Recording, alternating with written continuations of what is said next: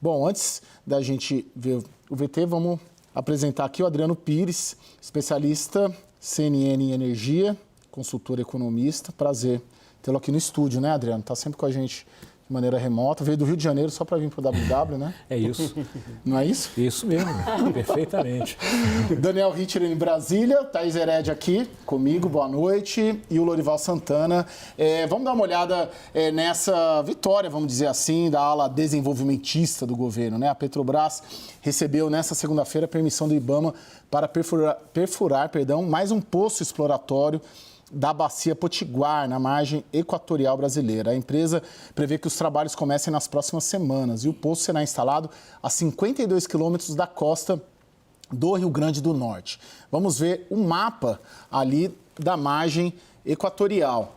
Tá ali, é uma extensão aproximadamente 2.200 quilômetros, vai lá do Amapá até o Rio Grande do Norte. São 5 bacias ali. A primeira bacia ali, o poço da polêmica ali, vamos dizer, é a bacia da Foz do Amazonas, né? O poço FZ59, quase ali na divisa com a Guiana Francesa, é esse que a gente está vendo à esquerda. Depois tem a segunda bacia, que é a bacia do Pará-Maranhão. A terceira bacia, a bacia de Barreirinhas. A bacia do Ceará. E a Bacia Potiguar, que é onde saiu essa primeira licença. Então, veja que a Petrobras, o próprio governo, o Ministério de Minas e Energia, de alguma maneira, mudam um pouco a estratégia e começam a explorar essa nova fronteira petrolífera do Brasil pelo outro lado, né? Ela queria começar lá por cima, pela Bacia da Foz do Amazonas, na ponta esquerda, que a gente está vendo ali, mas ela vai começar a explorar na Bacia Potiguar. Hoje eu conversei com o Joelson Falcão, conversei agora há pouco com ele, que é o diretor da Petrobras, me disse que esse poço deve ser perfurado em novembro, começa a perfurar, e a expectativa é que em março, mais ou menos, já se saiba se ele tem alguma viabilidade comercial. E, claro, ele me disse que o grande objetivo é a Foz do Amazonas, porque todo mundo sabe, quer dizer, quase todo mundo sabe, que na Guiana já está sendo explorada com muito sucesso o petróleo, né? Adriano Pires, essa estratégia de começar pelo outro lado é uma estratégia inteligente? Pode ter muito petróleo ali? Por que tem essa obsessão quase ali com a Foz do Amazonas? Explica pra gente ali como que você viu essa licença, começar pelo outro lado, qual que é a sua leitura? Bom, Caio, eu acho, primeiro, boa noite a todos, é um prazer estar aqui com vocês no WW. Eu acho que foi o bom senso que está prevalecendo, né? Eu sempre tenho colocado que não existe, é compatível você ter política ambiental com exploração de petróleo. Não é incompatível, inclusive você tendo petróleo ali, você pode usar o dinheiro do petróleo para ajudar na transição energética e até ajudar também a preservar a floresta amazônica. Então o governo começa por um lugar menos sensível, né, que seria em frente na Bacia Potiguar. A Bacia Potiguar já é uma bacia que produz petróleo, no onshore, né, na terra. Então eles já têm uma das maiores produções de terra do Brasil está no Rio Grande do Norte, no onshore. Então agora vai furar lá. Agora, petróleo a gente só sabe se tem quando fura, né? Obviamente hoje você tem tecnologia geofísica muito mais consistentes para você diminuir o risco, mas de qualquer maneira só de petróleo que só aparece quando está na sonda. Você botou a sonda, se tem petróleo na sonda, legal. E realmente o objetivo é chegar no Amapá, né? Não só no Amapá, a gente está falando do Arco Norte, como você colocou, que vai do Rio Grande do Norte até o Amapá, que é a região mais pobre do Brasil, né? Então, acho que o petróleo pode ser, sim, uma alavanca social, de aumento de renda, de emprego, né? Lembra que o petróleo tem o royalties, né? Não é justo, né, que o Rio de Janeiro, o próprio São Paulo, estão se beneficiando do petróleo, do pré-sal, e agora chega a hora lá da região mais pobre do Brasil e eles não se beneficiam disso. Não dá para abrir mão disso. Então, acho que o bom senso começa a prevalecer. Vamos começar lá no Rio Grande do Norte, ótimo. Acho que a gente tem que elogiar isso. O governo está acertando, o IBAMA deu a licença e eu espero que depois dê a licença para as outras bacias, chegando até a Foz do Amazonas, né? Porque você colocou o grande potencial, todo mundo aposta, é ele no Amapá, porque na Guiana, né, você já descobriu uma reserva aí de 5 bilhões de barris, a produção já está em quase 400 mil barris por dia, deve chegar a 1 bilhão de barris por dia daqui a 4, 5 anos. Suriname também já está fazendo isso. E do outro lado da África, né, porque lembra, a margem equatorial porque passa a linha do Equador, né, não passa só no Brasil, né, vai até a África lá, né, Lorival. Então lá na outra ponta lá também está se descobrindo na África petróleo. Então acho que assim, 2030, né, todo mundo está falando que você começa a entrar numa queda do petróleo produzido no pré-sal, né? Normal, o petróleo é que eu sempre falo, ele nasce, cresce e morre, igual a gente, né? Então chega lá num determinado momento, ele começa a estabilizar e cair. Bacia de Campos, Bacia de Santos substituiu a de Campos e agora a gente espera que a margem equatorial substitua a Bacia de Santos. Então acho que para o Brasil é muito importante. A gente volta a dizer, o Brasil não tem... Cara, o petróleo continua sendo a principal commodity do mundo. Tá certo? A gente está vendo agora que o petróleo está financiando a guerra, né? Está financiando os árabes. Nunca os árabes não pensavam que ia ganhar tanto dinheiro. Até eu brinco que os árabes e o Putin deviam fazer uma estátua para a Greta, né? Porque ela que voltou a fazer, dar importância e poder, né, para a OPEP+, né? Que é a OPEP mais a Rússia. Você quer falar? Não, pode ir tá. com o Daniel. Ô, Daniel, como teve alguma percepção de luta política nessa decisão do IBAMA, ministra Marina Silva, com o ministro Alexandre Silveira, né, que se opuseram muito ali ao poço, ao FZ-59 lá no Amapá? Como que foi ali? Dá para ter uma leitura política dessa autorização? Né? Alguém ganhou de alguém? Então, Caio, Ministério de Minas e Energia e Ministério do Meio Ambiente parece que estão falando duas línguas completamente diferentes. Já existia aquele embate em torno da licença na Foz do Amazonas, na bacia da Foz do Amazonas, e agora as interpretações divergem bastante sobre o significado, o tamanho e o que se vislumbra em termos de perspectivas com essa licença dada pelo IBAMA para o bloco ali, para os dois blocos na Bacia Potiguar. Na visão do Ministério de Minas e Energia, abre caminho também para a licença na Foz do Amazonas. Por quê? Não havia aquele grande debate em torno da avaliação integrada ali, da avaliação ambiental integrada da bacia da margem equatorial? Pois bem, o que eles estão dizendo, olha, isso se exigia na Foz do Amazonas, foi um motivo de questionamento, a AGU já se pronunciou contrariamente à exigência da avaliação ambiental integrada da bacia sedimentar e nessa licença da Bacia Potiguar não está sendo exigida avaliação. Portanto, isso mostra que o IBAMA já está mais flexível e vai abrir caminho. Essa é a leitura do Ministério de Minas e Energia. A leitura do Ministério do Meio Ambiente é não.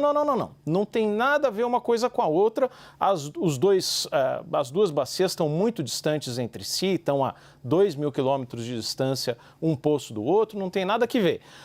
E aí eles alegam o seguinte, a Bacia Potiguar não precisa se exigir a avaliação ambiental integrada de toda a margem equatorial, porque já havia ali um início de pesquisa. Desde 2013 já havia um pedido no IBAMA, uma licença ali preliminar que agora foi alterada, então não era o caso de se pedir um conjunto mais amplo de estudos. Nem é uma região ambientalmente tão sensível quanto na outra ponta da margem equatorial. Então a leitura do Ministério do Meio Ambiente é de que não podemos misturar as coisas e de que uma licença não abre necessariamente caminho para outra. Ô, Thaís, essa estratégia toda da Petrobras de explorar o Econorte, de uma maneira geral, como que você está vendo a gestão Petrobras neste governo? O Adriano vai me corrigir aqui se eu falar alguma bobagem, mas a Petrobras, quando mudou o governo Temer, ela voltou a sua gestão toda para exatamente explorar e produzir petróleo, né? A ideia de sair de tudo mais, de distribuição, de refino, era para exatamente focar essa que é a maior vocação da Petrobras, exatamente explorar e produzir petróleo. Conversando inclusive com ambientalistas, há uma dúvida muito grande sobre o que pode ser um desastre ambiental ou uma outra visão ambientalista, que é o seguinte: continuar e deixar a Petrobras investir nessa exploração, por mais que traga ganhos para a região norte e nordeste do país, significa que o Brasil vai estimular e alimentar o mundo com combustível fóssil, né? Nesse período, que, como você disse há pouco, um país que se coloca como uma potência ambiental.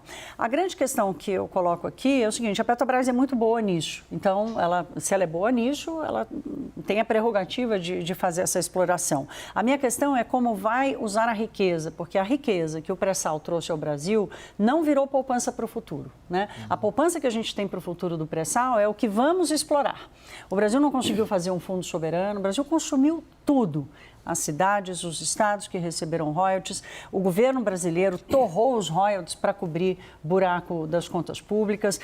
Ano passado fez isso, esse ano vai fazer a mesma coisa. Então, fazer aquilo que ela sabe fazer muito bem e que ela se focou agora no governo do PT, existe um outro direcionamento, né, Adriano? Um direcionamento que quer fazer de tudo um pouco. Quer voltar a refinar, quer voltar a distribuir, quer fazer a transição verde e tudo mais. Não sei no que isso vai dar, mas a minha preocupação aqui é o seguinte: para ela fazer aquilo que ela é boa e que certamente ela vai fazer com o menor dano possível, ela vai trazer riqueza para o Brasil, uma riqueza que a gente jogou fora até agora, né? E quanto isso vai comprometer a capacidade dela de fazer tudo isso que ela quer, do ponto de vista da gestão. Dá para fazer tudo? Isso é complicado, né? Como a Thaís colocou, eu acho que o foco da Petrobras, na minha opinião, deveria ser explorar e produzir petróleo e gás, né? Lembra que a Petrobras ela é uma primeira no mundo em tecnologia de exploração de petróleo no mar, né? Ela cansa de ganhar prêmios com isso, né? O pré-sal, mesmo a bacia de Campos, nunca se teve um acidente grave ambiental ali. Vazamento ou outro, tudo bem, faz parte, mas nunca teve. Eu sempre falo que hoje, quem mais se preocupa com questão ambiental são as petroleiras. Porque qualquer grande acidente ambiental que qualquer petroleira venha cometer, acaba a empresa. A BP quase que foi à lona quando naquele acidente lá no Golfo Americano. Que nessa discussão climática ainda era muito marginal, né? Era muito marginal. Então as petroleiras tomaram uma série de providências de avanço tecnológico para evitar redundâncias, né, para evitar acidentes. Agora, como o Daniel colocou ali, quer dizer, o Rio Grande do Norte é uma bacia menos problemática do ponto de vista ambiental. Mas é bom lembrar também que a Ford Amazonas, o primeiro leilão da Ford Amazonas foi em 2013, em consórcio ganho por Petrobras, Total e BP. E o IBAMA nunca deu a licença ambiental, e as empresas BP e a Total desistiram e ficou a Petrobras lá. Agora, realmente, se você começa a investir em outros setores, em energia renovável, em refino, vai sobrar menos dinheiro, né? E aí eu não sei quanto vai ser investido em refino, quanto vai ser investido em energia renovável para perder o foco, né? Eu acho que, como a Thaís colocou, a Petrobras se recuperou daquele problema econômico-financeiro deixado pelo governo da presidente Dilma, quer dizer, focando em explorar e produzir petróleo, que é onde você tem uma taxa de retorno fantástica. Agora, outra questão que a Thaís colocou também, mas o dinheiro foi mal aplicado. Isso é outra questão, entendeu? Se o dinheiro foi mal aplicado, ele pode agora ser bem aplicado. Agora, porque foi mal aplicado, a gente vai desistir de ter essa receita do óleo? Eu acho que não é justo com a população local. Mas eu não vi ainda o governo dizer o seguinte: olha, para a receita que virá desta exploração, vamos montar um fundo XPTO, né? Ou simplesmente vamos fazer uma justiça que é real, uma justiça com as regiões do país que têm a riqueza e que não se beneficiaram daquela que foi explorada. A única questão que eu coloco eu acho que sim, acho que poderia o governo fazer, porque o governo, lembra, o dinheiro do royalties... Apresentar um plano, né? Porque o dinheiro do royalties é um dinheiro que é dividido em 3 pedaços, né? Tem um pedaço que vai para a União, um pedaço que vai para os estados, um pedaço que vai para os municípios, né? Sim. Então, hoje, por exemplo, no Rio de Janeiro, Niterói, que é o segundo maior arrecadador hoje de royalties e participação especial do Rio de Janeiro, ele tem um fundo. Ele criou um fundo lá, a Prefeitura de Niterói. Entendeu? Então, essas coisas são aprendizados, né? Sim, obviamente que no começo lá, muito governador, muito prefeito achou que o dinheiro é assim, que o petróleo para a eternidade valia $100, né? E aquilo não é assim, né? Então, começou a gastar dinheiro em custo fixo, né? E depois não teve dinheiro para pagar os salários, etc. Mas volto a dizer, eu acho que o Brasil não deve e não pode abrir mão da receita do petróleo que virá da margem equatorial. Isso aí não deve, de jeito nenhum. E me parece que foi inteligente da parte do governo começar pelo Rio Grande do Norte. pelo outro Aquele lado, negócio, né? Abriu uma porta. Se vai chegar na Foz do Amazonas, vamos ver. Mas, de qualquer maneira, eu acho que foi inteligente porque, de certa maneira, ninguém saiu perdedor. O Ministério do Meio Ambiente, como o Daniel colocou, tem os argumentos, olha, é diferente da Foz do Amazonas, o Ministério de Minas e Energia também, mas deu uma brecha aí para a gente avançar. Então, nesse primeiro momento, é inteligente porque não tem perdedores e vencedores, né? Todo mundo parece que ganhou do seu ponto de vista. E ganha o Brasil no final disso. Vamos ver como é que continua daqui para frente. Lorival, como que o mundo enxerga? Enxerga como uma contradição você fazer um discurso de diplomacia ambiental, de exploração e tá cavucando petróleo, furando poço? Sim, neste momento sim, né? Vocês abordaram, e é importante a questão dos vazamentos, os riscos ambientais, mas a questão do petróleo é o petróleo junto com o carvão e o gás, principalmente carvão e petróleo, são os causadores do efeito estufa, né? Os principais causadores das mudanças climáticas. O Brasil ele tem as 3 coisas das quais o mundo mais precisa: captura de carbono por meio das florestas, energia limpa, né? E alimentos. Então, isso acaba manchando um pouco essa imagem, essas credenciais do governo Lula, né? Porque você vai começar a abrir uma frente nova de exploração de petróleo, e como a gente sabe, petróleo são projetos de longo prazo, né? E que vai então entrar num período assim em que cada vez menos vai se querer queimar combustíveis fósseis e mais usar as energias, os biocombustíveis e tal, que o Brasil tem um grande potencial. E já existe uma história do presidente Lula de ele ter estado super entusiasmado com os biocombustíveis na primeira década deste século e depois se desengajou completamente quando descobriu o pré-sal e começou a falar que o Brasil era a nova Arábia Saudita. Então, aparentemente, é uma coisa que dentro da cabeça dele, uma coisa substitui a outra. Com relação ao que a Thaís dizia sobre fundos de petróleo, quero dar o exemplo da Noruega. Quando a Noruega encontrou petróleo em 1969, o parlamento norueguês, em 1970, aprovou uma lei para que a receita do petróleo fosse transformada em um fundo que hoje tem 1 trilhão e 400 bilhões de dólares. Então, é um fundo anticíclico que serve para os momentos em que há problemas econômicos para gerar emprego. Então, no primeiro semestre desse ano, esse fundo rendeu 143 bilhões de dólares na Bolsa, porque eles estão investindo em tecnologia, em inteligência artificial, em tecnologia e tal. Então, eles usam muito bem esse dinheiro, souberam usar. Não tem sido o caso do Brasil. Agora, Lorival, você me permite um comentário, que é o seguinte: eu acho que não dá para fazer transição energética nesse combustível fóssil. Porque na medida que você tira a oferta de energia do mercado, a energia aumenta de preço, né? E hoje você pega o consumo de energia no mundo é 3, 4% de renovável. Pega a China, 56% é carvão e 26% é combustível fóssil. Então a gente também tem tecnologias de captura de carbono que a gente pode diminuir esse efeito do CO2 na atmosfera levado pelos combustíveis fósseis. Então, o mundo hoje tem uma distribuição de energia tão pior ainda que os problemas de renda. A África hoje queima lenha. Os Estados Unidos hoje um cidadão americano consome 10 vezes mais energia que o brasileiro. Então, a gente tem que tentar entender essa história. E o Brasil, quer dizer, não pode ficar à margem disso.